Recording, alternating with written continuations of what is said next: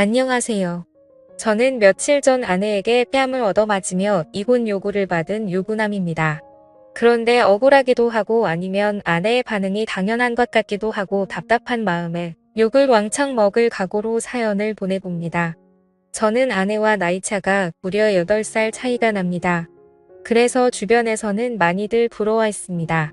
물론 저 역시도 예쁘고 어린 아내이기에 너무 좋지만 때로는 무언가 공감할 수 없고 너무 어리고 해맑기만한 철없는 여동생 같기도 하였습니다.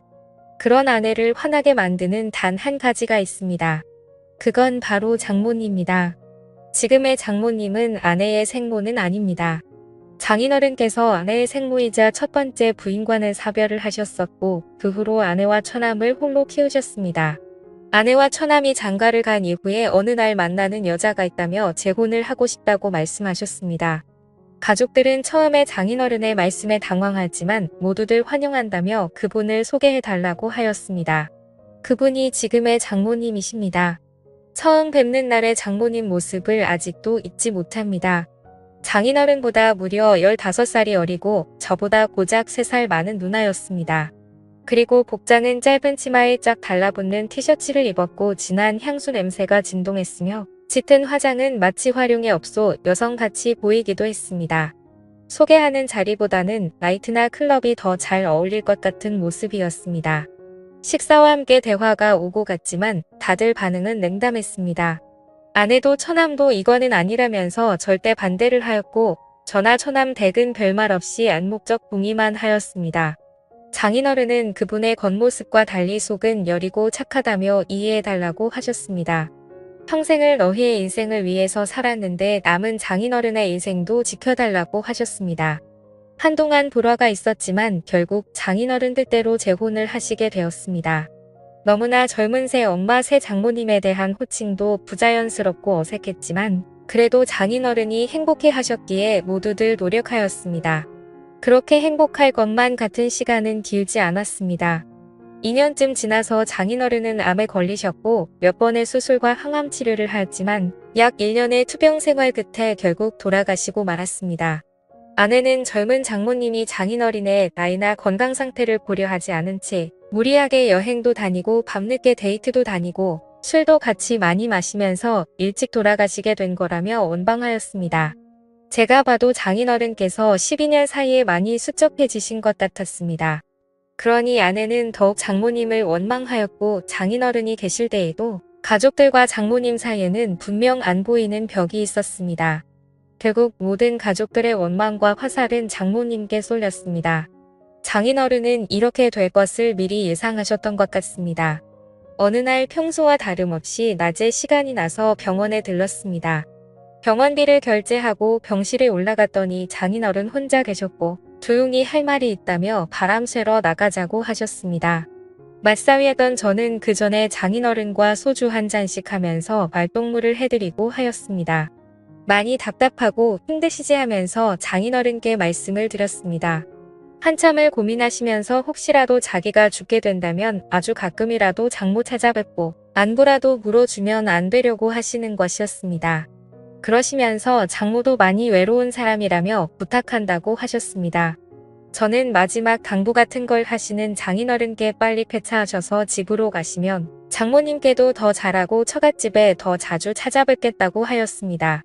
자네만 믿는다며 저한테 여러 번 부탁을 하셨습니다.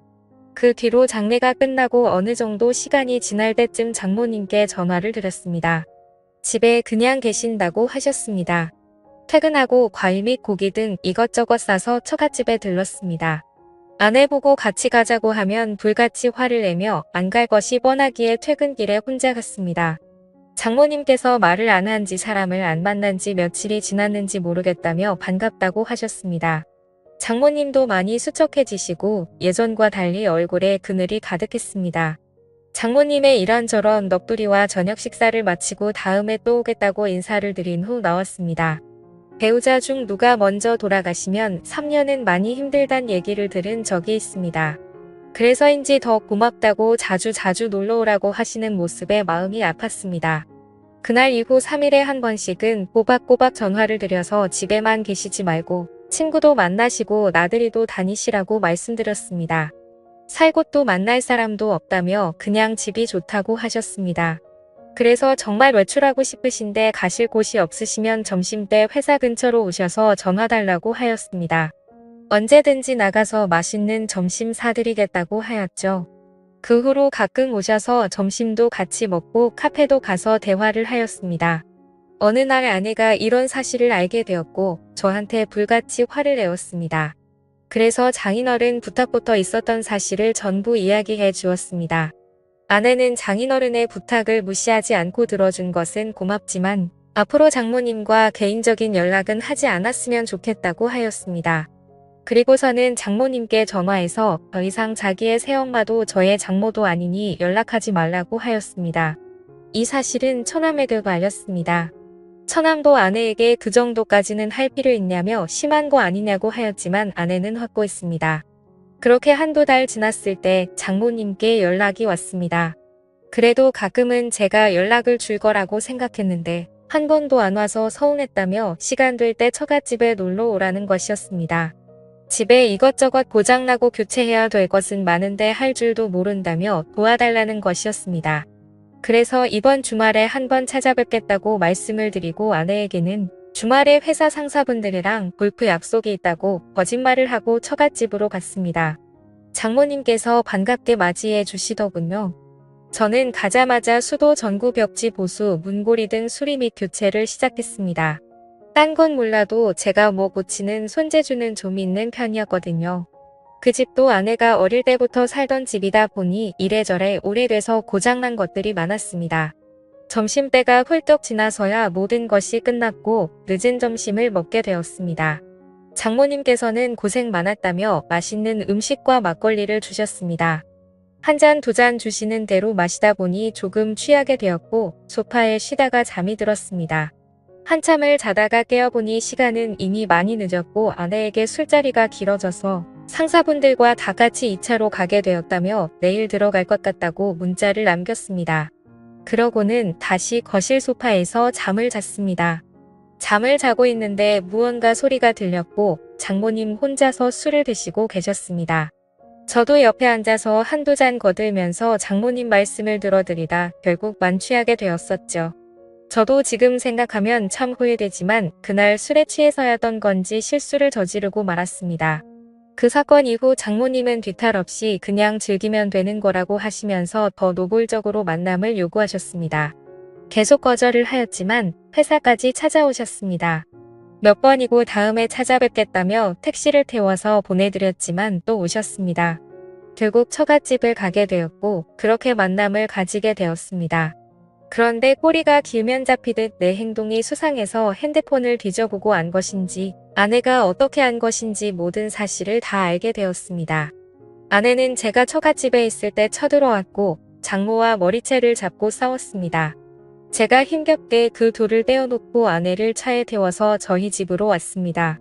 오는 길에 장모와 아내는 전화로 싸웠고 그 와중에 장모의 이야기를 듣게 되었죠. 아내의 태도가 너무 마음에 안 들어서 저를 일부러 꼬신 거라며 제 아내 보고 남편 관리나 잘하라는 것이었습니다. 그렇게 집에 오자마자 아내는 저를 죽도록 때렸고 이혼하자며 집에서 나가라고 하였습니다. 그렇게 집에서 쫓겨나서 회사 근처 고시원에서 생활한 지 2주가 되었습니다. 한 번의 실수에서 멈추지 못한 점, 계속되는 만남의 요구를 거절하지 못한 점, 만남을 가진 점, 아내의 신뢰와 믿음을 저버린 점 등 제 잘못이 많은 것을 잘 알고 있습니다. 하지만 장모님의 그런 악의적인 의도로 벌어진 일들이라는 것이 억울하기도 합니다. 어떻게 보면 저도 당한 경우인데 아내는 무조건 이혼을 요구하고 저는 어떻게 해야 할까요? 용서받고 앞으로 아무 일 없었던 듯이 함께 살 수는 있을까요? 앞으로 어떻게 하는 게 나을지 인생 선배님들께서 말씀 좀 해주시기 바랍니다. 지금까지 읽어주신 모든 분들 감사합니다. 구독과 좋아요 알림 설정 눌러주시고 다양한 사연 또 들으러 와주세요. 그럼 모두들 행복한 하루 보내세요. 감사합니다.